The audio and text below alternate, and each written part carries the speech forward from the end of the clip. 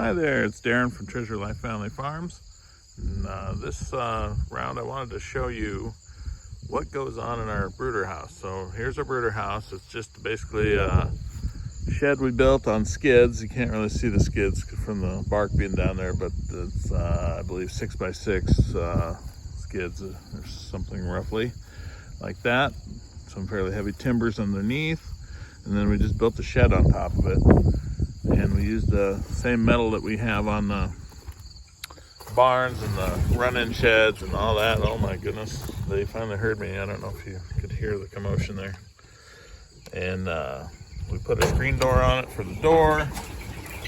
And in here, we've got quite the batch of chickens. We ordered 75, they sent 77 or 78 something, and I think we've still got 76 of them roughly. There's a lot.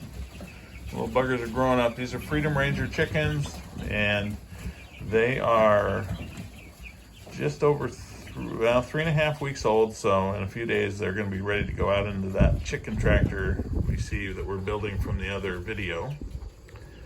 When they're really little, they've got this little barrier here that helps them kind of stay down on their end. They have long since been hopping up and over that. So at this point, the entire brooder house inside is theirs to roam. It's 8x12. They've got their hanging feeder. They don't do the light anymore. They did when they were really little. Trying to think what else we know here. We've got the whole brooder house itself is like a plug-in appliance, like a toaster, where it plugs into an extension cord from the garage. So while we're using it, while we've got some chickens in here, we have it plugged in. And then from there, oh, settle down guys. From there, we can do things like flip the switch on and the light comes on. And it's, wired for a fan. We normally do have a fan in the window. That went bad just a few days ago, but it's not hot out anymore, so we don't really need to do much with that. In fact, we got the window closed just because it is really cool these last few days.